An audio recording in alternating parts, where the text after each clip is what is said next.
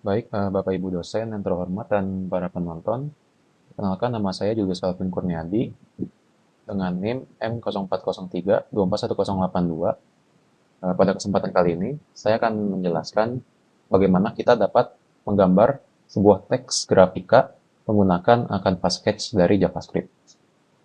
Jadi pertama, mungkin untuk konsepnya terlebih dahulu, bagaimana akan menggambar si teks grafikanya ini.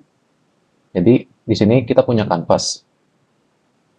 Nah, gimana kita bisa menggambar si grafikanya ini supaya lebih akurat juga. Misalnya kita mau di tengah-tengah kanvasnya ini kita gambar si teks grafika itu. Jadi pertama-tama teks grafika itu kan nanti bakal punya ukuran tersendiri. Nah, misalnya seperti ini. Di dalamnya ini bakal ada teks grafika. Nah, berarti pertama-tama kan kita harus mengukur dulu nih ukuran si teks grafikanya itu, satu kata itu ukurannya berapa. Nah, setelah itu nanti baru kita set posisi kita itu mulai menggambarnya di mana. Jadi pertama-tama tuh kita untuk ngitung posisinya kan berarti awalnya di sini nih, di bagian sini kira-kira. Nah, bagaimana cara kita menghitung itu? Berarti caranya adalah kita bakal mengurangi lebar totalnya dari sini sampai sini, dikurangi dengan lebar teks ini kan, supaya menghasilkan nanti sisanya tuh ukurannya di sini dan di sini, dimana kedua ukuran ini seimbang, ukurannya sama. Nah, berarti supaya kita bisa dapat posisi tepat di sini, kita harus bagi dua nanti hasilnya, supaya menyisakan bagian yang ini saja. Berarti penerapannya, nah di sini kita buat sebuah variabel misalnya word width untuk menghitung tadi lebar kata-kata, lebar katanya. Lalu selanjutnya untuk word width sendiri, untuk grafika itu kan bakal ada 7 kata, G, R, A, F, I, K, dan A. Nah, berarti kita di sini akan menghitung 7 dikali letter size. Lalu nanti ditambahkan dengan jarak antar tiap katanya. Dan nanti bakal kita tentukan sendiri berapa. Itu misalnya 6 dibagi get. Nah, di sini kita buat dulu misalnya font letter size-nya itu misalnya 100 pixel, lalu untuk gap-nya itu misalnya 60 pixel. Nanti kita dapat ukuran word width-nya itu segini. Nah, selanjutnya tadi untuk menunjuk ke titik yang bakal mulai kita gambar, kita misalin aja dia CX.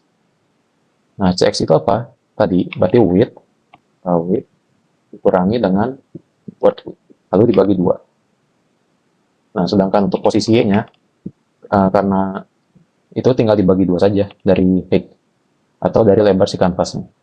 Maaf, dari tinggi kanvasnya. Height dibagi 2. Nah, setelah itu, barulah kita bisa menggambar untuk tiap hurufnya. Nah, di sini supaya kodenya itu lebih clean, saya akan buat fungsi terpisah saja untuk menggambar G. Misalnya sini fungsi G namanya. Nah, di sini kita masukin parameternya berupa konteks, CX, CY. Lalu satu lagi letter size. Nah, di sini kita pakai pendekatan yang namanya menggeser titik 0,0-nya. Bagaimana caranya? Kita menggunakan namanya fungsi translate di sini.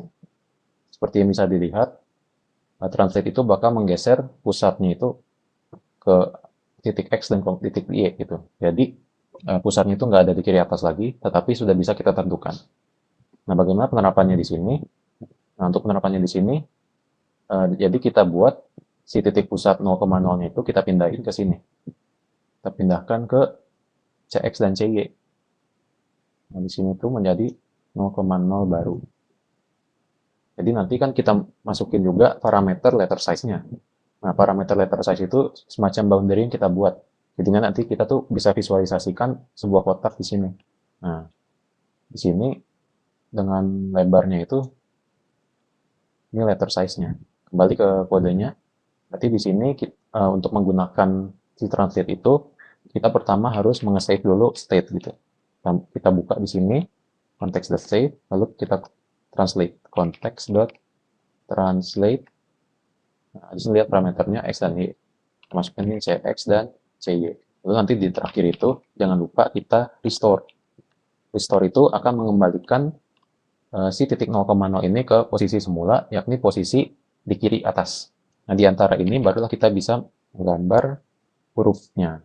Kita buka dulu dengan context.move2, lalu kita sambungkan per titiknya itu context.line2, lalu nanti kita context.stroke untuk memetakan ke kanvas.